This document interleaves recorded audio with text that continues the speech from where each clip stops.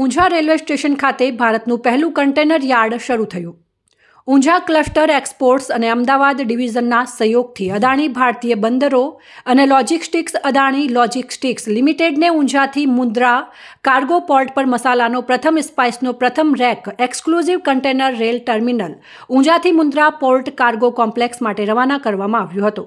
કૃષિ મંત્રી રાઘવજી પટેલ, મહેસાણા સાંસદ હરિભાઈ પટેલ, ઊંઝા ધારાસભ્ય કિરીટભાઈ પટેલ તેમજ રેલવે વિભાગના અધિકારીઓ દ્વારા લીલી ઝંડી આપી કન્ટેનર રવાના કરવામાં આવ્યું હતું।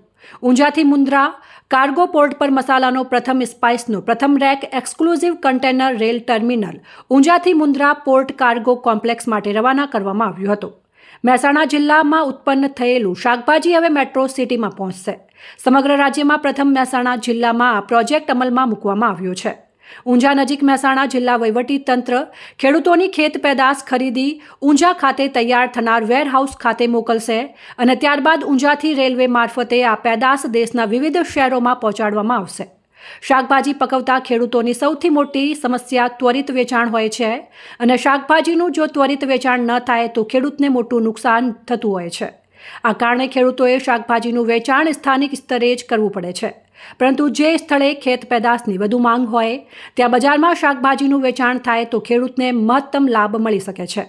જો કે મહેસાણા જિલ્લાના ખેડૂતની આ સમસ્યાનું આગામી 6 મહિનામાં નિરાકરણ થઈ જશે। મહેસાણા જિલ્લા વહીવટી તંત્ર અને રેલવેના સંયુક્ત ઉપક્રમે મહેસાણામાં અમલમાં મુકાયેલ પ્રોજેક્ટને સરકારે લીલી ઝંડી આપી છે।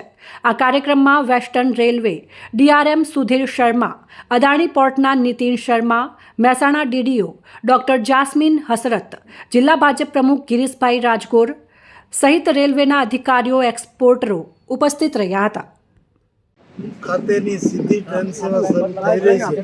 એના મારફત અહીંથી જે ખેત પેદાશની જણસીઓ દેશભરમાં અને વિદેશમાં એક્સપોર્ટ માટે જે મોકલવાની હોય છે તે સુગમતાથી મોકલી શકાશે, જેના પરિણામે ટ્રાફિકને પણ ફાયદો થશે, પર્યાવરણને પણ ફાયદો થશે અને સમય અને શક્તિની પણ બચત થશે।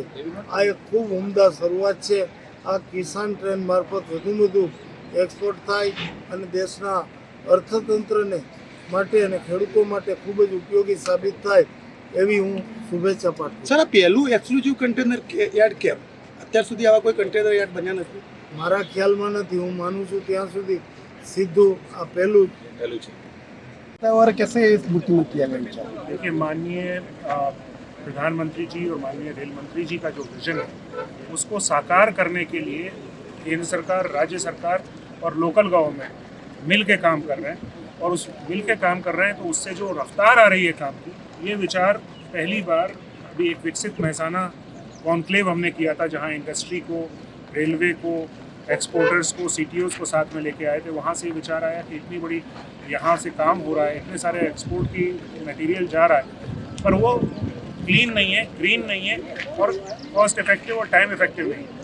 और रेलवे ने एक सोल्यूशन मिल के निकाला इंडस्ट्री के साथ में, जिससे आज पहली एक्सक्लूसिव जो कंटेनर रेल टर्मिनल्स हमने बनाया है वहाँ से पहली गाड़ी ऊंझा के लिए, और आज शिवरात्रि के दिन उमिया माता की कृपा से, महादेव की कृपा से आज पहली गाड़ी रवाना हुई है। पर ये शुरुआत है, इस क्षेत्र का पोटेंशियल बहुत है।